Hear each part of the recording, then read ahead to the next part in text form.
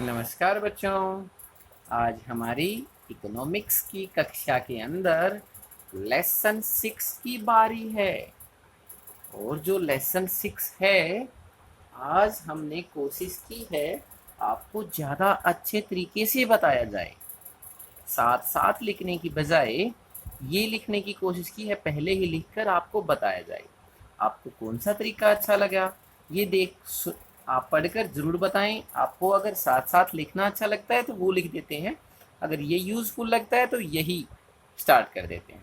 तो प्यारे विद्यार्थियों, let we start lesson number 6।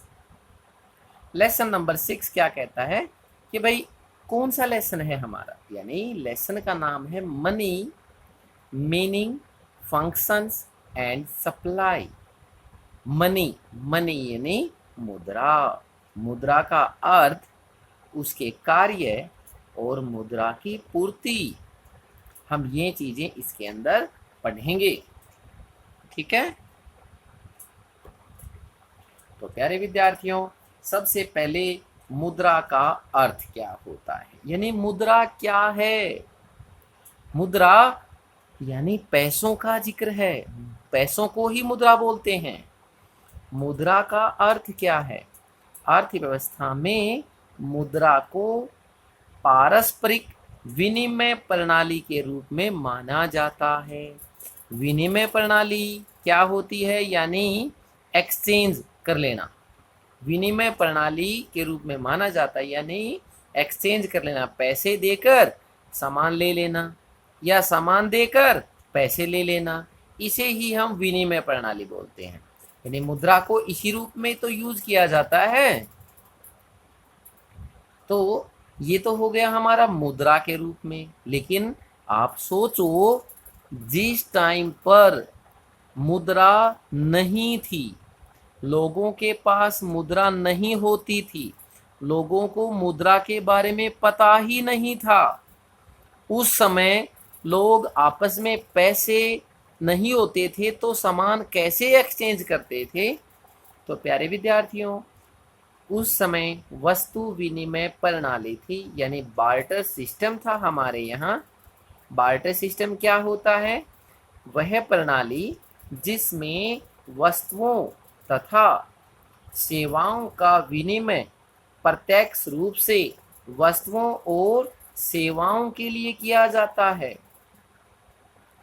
यानी वस्तु विनिमय प्रणाली वह प्रणाली है जिसमें वस्तु का विनिमय वस्तु से किया जाता है, अर्थात वस्तु के बदले वस्तु का ही लेन देन होता है।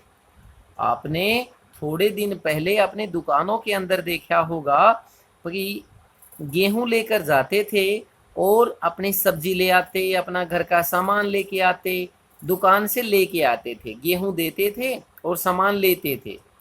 आपने भी देखा होगा ये। तो इसी प्रणाली को वस्तु विनिमय प्रणाली कहते हैं। यानी वस्तु दी और वस्तु के बदले वस्तु ले ली। यहाँ पर पैसे का प्रयोग नहीं हुआ है। जहाँ पर पैसे का प्रयोग नहीं होता उसे ही हम वस्तु विनिमय प्रणाली कहते हैं, ठीक है। अब वस्तु विनिमय प्रणाली की कठिनाइयाँ। तो प्यारे विद्यार्थियों, यहाँ तक आपने वस्तु विनिमय प्रणाली सीखी है। यानी वस्तु विनिमय प्रणाली क्या होती है? वस्तु विनिमय प्रणाली वह प्रणाली है जिसमें वस्तु का विनिमय वस्तु से किया जाता है, अर्थात वस्तु के बदले वस्तु का ही लेन देन होता है, उसे ही हम वस्तु विनिमय प्रणाली कहते हैं। और वस्तु विनिमय प्रणाली के अंदर क्या क्या कठिनाइयाँ आती हैं, अब उनके बारे में पढ़ेंगे। सबसे फर्स्ट पॉइंट है हमारा आवश्यकताओं के दोहरे संयोग में कठिनाई। ये क्या पॉइंट है सर? आवश्यकताओं के दोहरे संयोग में कठिनाई। मान लो आपको कपड़ा चाहिए, आपकी कपड़े की डिमांड है, आपको कपड़ा चाहिए, ठीक है। आपको यदि कपड़ा चाहिए तो आप किसी कपड़े वाले के पास जाएंगे और आप कहेंगे कपड़ा चाहिए भाई मेरे को। कपड़े वाले को चाहिए उस टाइम पर मान लियो जूते, क्या चाहिए उसको? जूते। लेकिन हम तो जूते नहीं बनाते, हमारे पास तो गेहूं हैं।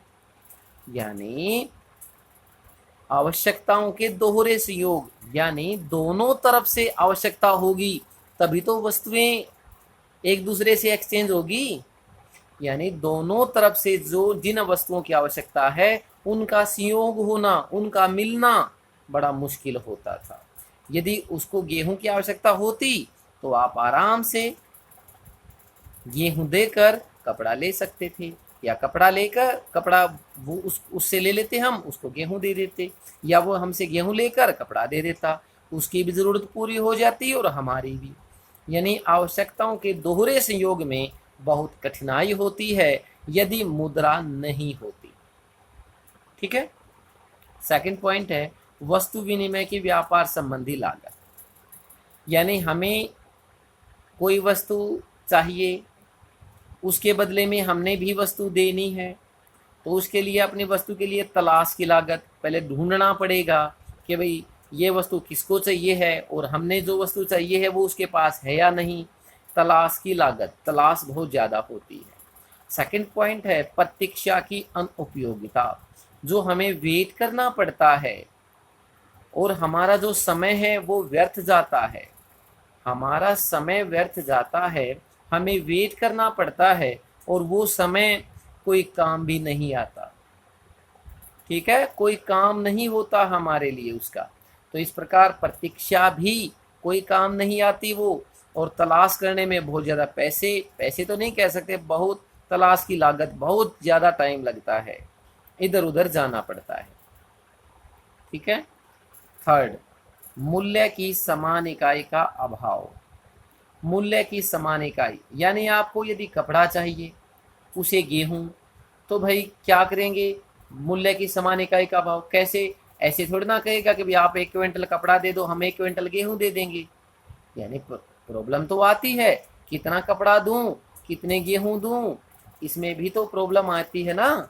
यानी मूल्य की समान इकाई का अभाव, कैसे लेन देन होगा, मूल्य किस प्रकार रखा जाएगा, इसमें भी बड़ी प्रॉब्लम आती है। भविष्य में किए जाने वाले या ठेके के भुगतानों या स्थगित भुगतानों की प्रणाली का अभाव। मान लीजिए आप किसी से आज कोई वस्तु उधार लेते हैं, तो भविष्य में उसको कैसे देंगे। ठीक है ना, भविष्य में उसको वो जो वस्तु आपने ली है, अगर आपने आज पैसे लिए हैं मुद्रा के रूप में लिए होते, तो आप उसको 1 साल में, 2 साल में, 2 महीने में, 3 महीने में उसके पैसे लौटा सकते थे। और किस प्रकार लौटाएंगे, आजकल तो सुविधा है, ब्याज के अनुसार उसको हम लौटा सकते थे।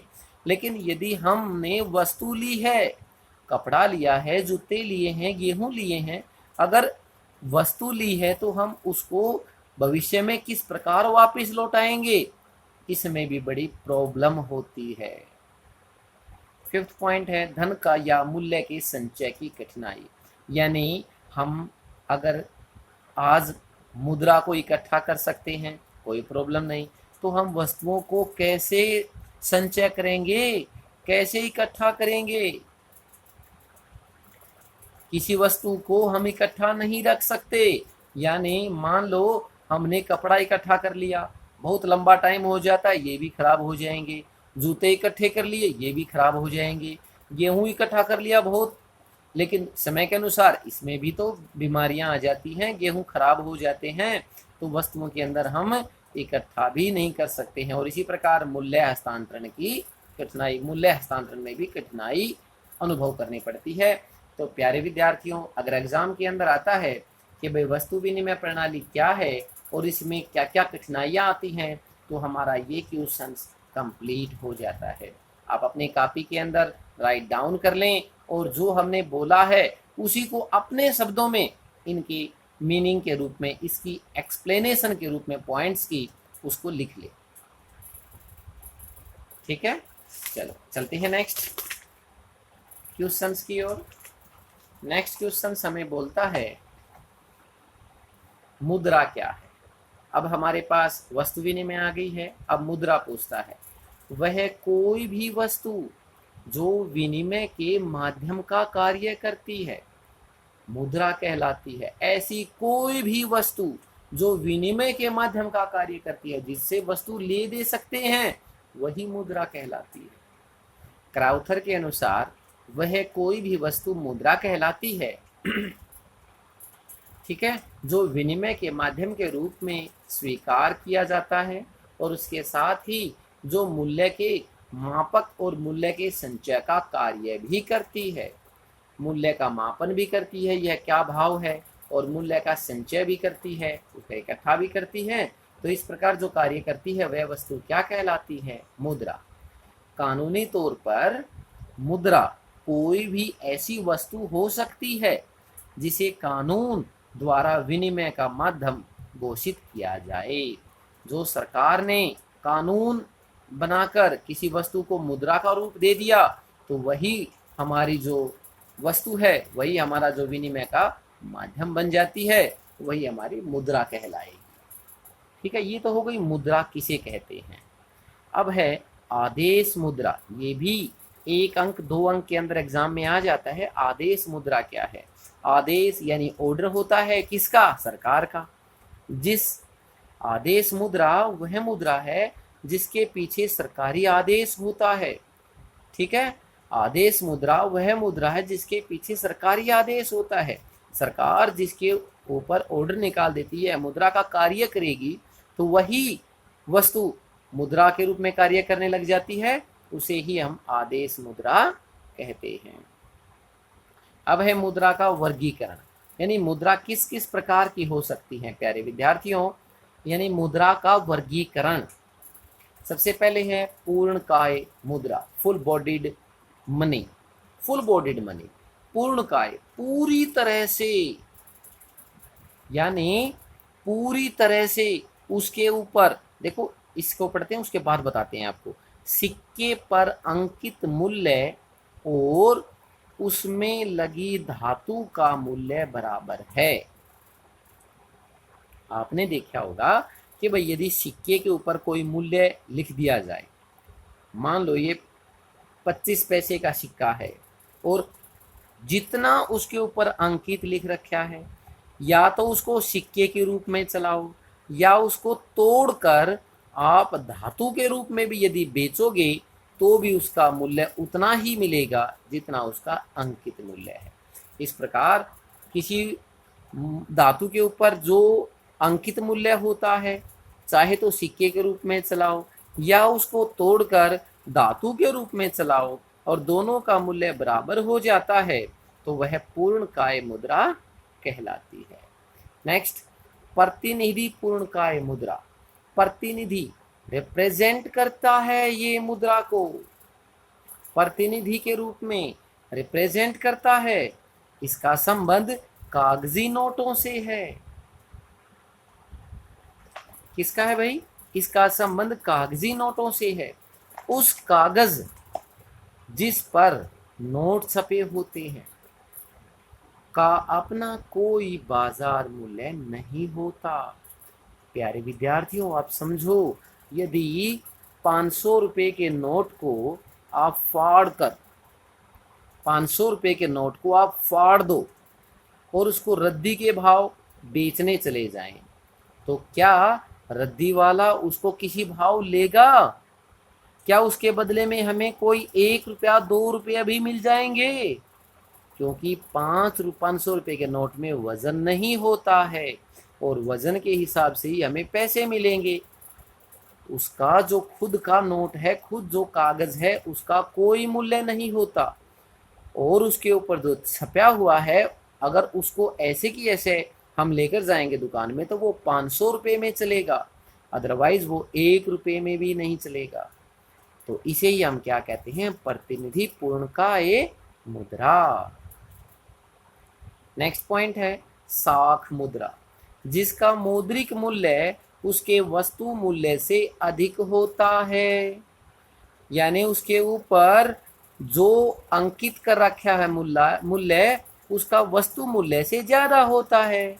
मान लो 5 रुपए का नोट है, कितने रुपए का है हमारे पास? नोट नहीं कहते, 5 रुपए का सिक्का है, 5 रुपए का सिक्का है। यदि 5 रुपए के सिक्के को आप दुकान पर लेके जाएंगे तो 5 रुपए में चलेगा। यदि इसको हम धातु के रूप में बेचने लग जाएं तो यह 5 रुपए का नहीं बिकेगा। यह धातु ₹5 की नहीं बिकेगी, उसे ही हम क्या कहते हैं, साख मुद्रा। नेक्स्ट पॉइंट इज,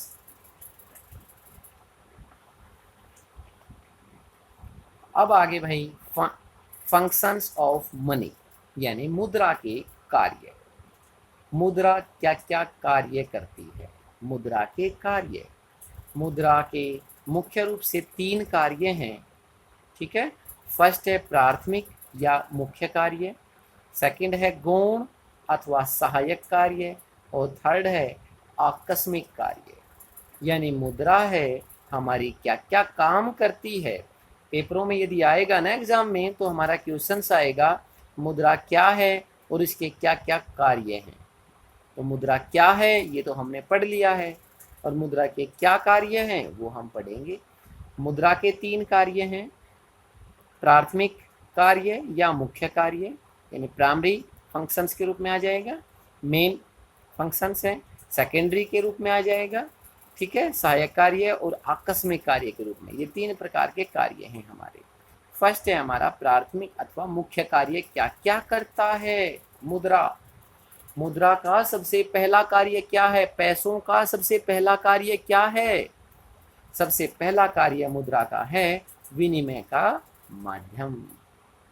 मुद्रा क्या काम करती है? विनिमय का माध्यम करती है, वस्तुओं का क्रय विक्रय करती है। यह मुद्रा क्रय तथा विक्रय दोनों में ही एक मध्यस्थ का कार्य करती है, यानी विनिमय के रूप में मुद्रा का कार्य मुख्य रूप से लिया जाता है। मूल्य का मापदंड, लेखे की इकाई से अभिप्राय यह है कि प्रत्येक वस्तु तथा सेवा का मूल्य मुद्रा के रूप में मापा जाता है। किसी भी वस्तु का मूल्य मुद्रा के रूप में मापा जाता है। यह ₹5 की है, या ₹10 की, या ₹20 किलो के हिसाब से है, या ₹100 किलो के हिसाब से है, यानी कोई भी वस्तु मुद्रा के रूप में उसका मूल्य मापा जाता है। ये तो हमारे हो गए मुख्य कार्य यानी प्राथमिक कार्य, विनिमय का माध्यम, मूल्य का मापदंड। विनिमय का माध्यम, मूल्य का मापदंड, ये 2 कार्य मुख्य कार्य के रूप में आते हैं। सेकंड है मुद्रा के गौण अथवा सहायक कार्य क्या हैं? फर्स्ट, स्थगित भुगतानों का मान, यानी जिन लेन देनों का भुगतान तत्काल न करके भविष्य के लिए स्थगित कर दिया जाता है, ऐसे कार्य कौन करता है? मुद्रा के रूप में किए जाते हैं। मूल्य का संचय, मुद्रा के मूल्य के संचय का अर्थ धन का संचय है। इससे अभिप्राय यह है कि मुद्रा को वस्तुओं और सेवाओं पर खर्च करने का तुरंत कोई विचार नहीं है, यानी धन को इकट्ठा किया जाता है, उसे ही हम मूल्य का संचय कहते हैं। नेक्स्ट, मूल्य का हस्तांतरण। कोई भी व्यक्ति एक स्थान पर अपनी संपत्ति बेचकर दूसरे स्थान पर कोई भी संपत्ति खरीद सकता है। इस प्रकार मूल्य का हस्तांतरण एक स्थान से दूसरे स्थान पर ले जाना सरल है और तरल है। तरल का मतलब ज्यादा आसान है, ठीक है, ज्यादा लिक्विड के रूप में आता है। मूल्य का हस्तांतरण, मूल्य को एक जगह से दूसरी जगह हम ट्रांसफर कर सकते हैं। गांव में कोई जमीन बेचकर उसके पैसे लेकर शहर में कोई दूसरी जमीन या प्लॉट ले सकता है, मूल्य का हस्तांतरण। नेक्स्ट इज आवर फर्स्ट और सेकंड कंप्लीट हो गए फंक्शन हमारे। थर्ड है आकस्मिक कार्य। ये क्या है? साख निर्माण का आधार के रूप में कार्य करता है। अधिकतम संतुष्टि का मापन मुद्रा के रूप में किया जाता है। राष्ट्रीय आय का वितरण भी, राष्ट्रीय आय का माप भी मुद्रा के रूप में होता है। निर्णय लिया जाता है, निर्णय के रूप में भी मुद्रा का प्रयोग किया जाता है। शोधन क्षमता की गारंटी है और पूंजी की तरलता में वृद्धि होती है। तो प्यारे विद्यार्थियों, ये 3 कार्य हैं मुद्रा के, प्राथमिक कार्य, गौण कार्य और ये आकस्मिक कार्य।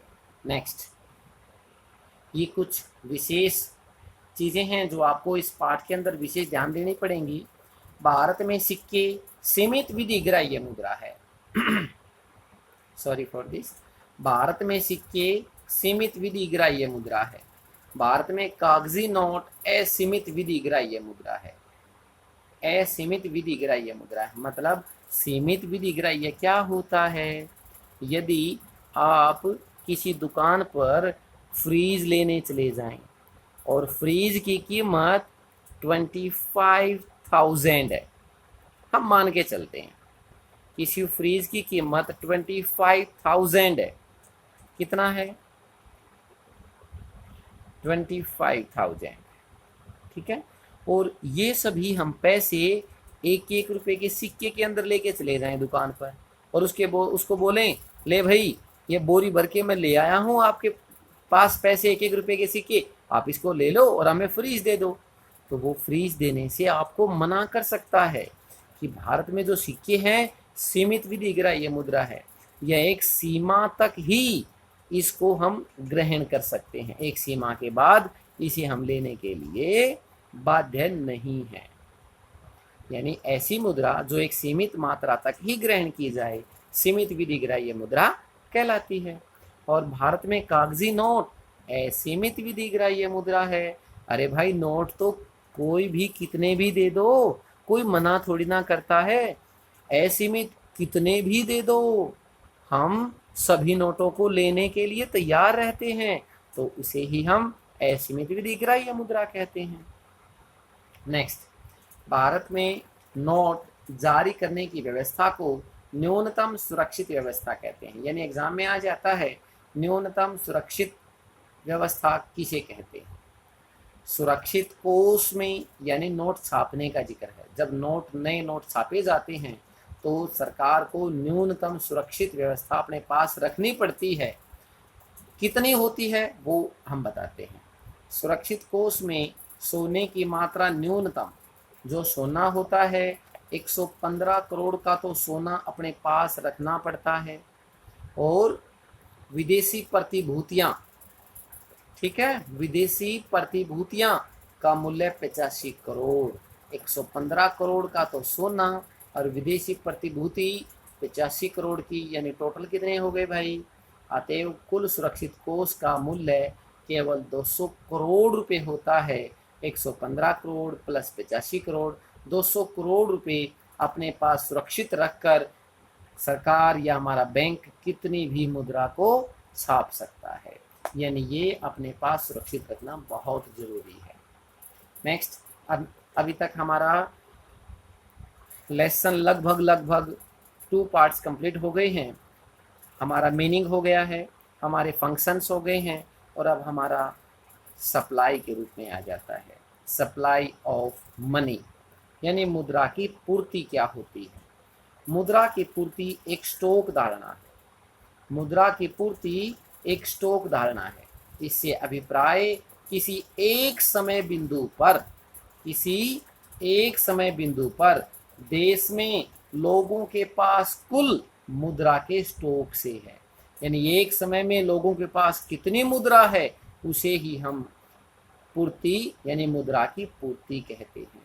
मुद्रा की पूर्ति को मापने के लिए भारत में मुद्रा की पूर्ति के 4 वैकल्पिक माप हैं, जैसे M1, M2, M3 और M4। ये मुद्रा के अलग अलग माप हैं। ये कैसे मापा जाएगा इनको हम आगे आपको बताते हैं।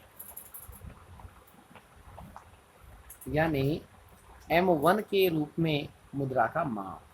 M1 क्या होता है बच्चों, इसके अंदर C plus DD plus OD के रूप में कार्य किया जाता है।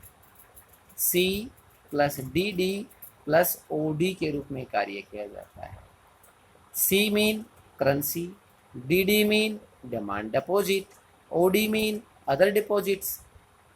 यानी M1 के अंदर जब हम M1 मुद्रा की जो सप्लाई निकालेंगे उसके अंदर हमें C plus DD plus OD चाहिए, और हमारे पास जो C है ये क्या है, जनता के पास करेंसी। DD क्या है, जनता की मांग जमाएं, और OD क्या होती है, अन्य जमाएं यानी अदर डिपॉजिट। और अन्य जमाओं में क्या क्या आता है वो देखो भाई।